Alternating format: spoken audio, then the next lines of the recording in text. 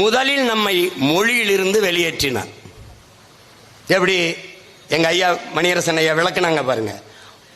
ஐயா வெங்கட்ராமன் ஐயாவும் சொன்னாங்க, ஒருத்தன் கோயிலுக்குள்ள வராதே தீட்டுங்க. கோயிலை கட்டினவன் யாரு? நான். உள்ள கற்ப கிரகத்தை கட்டினவன் யாரு? நான் தான். உள்ள சிலையா இருக்கிற இறை வடி சிலையை செதுக்கினது யாரு? அதுவும் நான் தான்.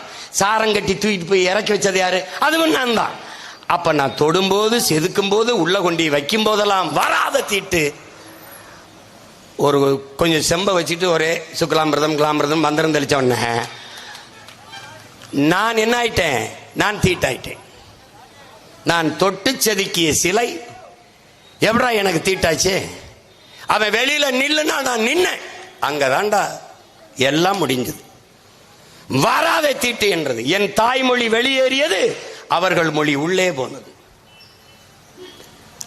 அருமை உடன் பிறந்தார்களே, கோயில் நமக்கு வழிபாட்டு தலம் மட்டுமல்ல, வரலாற்று பேராவணம் என்பதையும் நினைவில் வைத்துக் கொள்ள வேண்டும். அந்த கோயில்களின் மதில் சுவர்களிலே தான் நம்முடைய வரலாற்று பேராவணம், கல்வெட்டுகள், குறிப்புகள் எல்லாமே இருக்கிறது. இன்றைக்கும் குடவாயல் பாலசுப்பிரமணியம் ஐயா அவர்கள் எழுதிய நூலை படிக்கும் போது 18ஆம் நூற்றாண்டிலே அந்த கோயிலிலே அந்த கல்வெட்டிலே என்று எழுதுகிறார் என்றால் அதுதான் நமக்கு வரலாற்று பேராவணம். ஒரே நேரத்தில் வழிபாட்டிலிருந்தும் மொழியிலிருந்தும் வரலாற்றிலிருந்தும் திட்டமிட்டு வெளியேற்றியவர்கள் இந்த இந்திய திராவிடர்கள். நல்ல கவனிச்சல் வச்சுக்கணும்.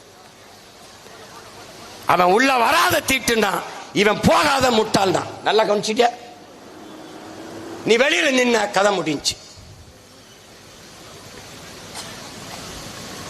கடவுள் மறுப்பே பேசிக்கிட்டு இருந்த சீமான் ஏண்டா அதை கையில் எடுத்தான்? ஏன் எடுத்தான்? வீழ்ந்து கிடக்கிற தமிழ் தேசிய மக்களின் உரிமைக்கு விடுதலைக்கு போராடுகிறவன், எங்கள் உயிர் தலைவன்.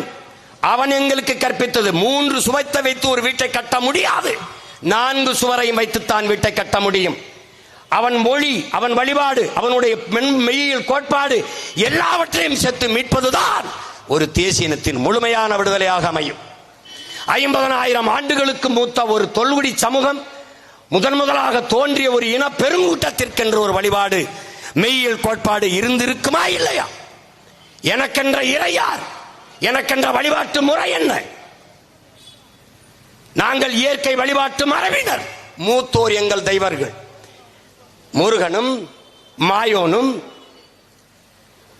இதெல்லாம் யார்? எங்களுடைய சிவன்லாம் யார்? எங்கள் இன முன்னோர். காளி, பேச்சியம்மன், சுடலையாண்டி, கருப்பணன், இவெல்லாம் யார்? எங்களுடைய குல முன்னோர்.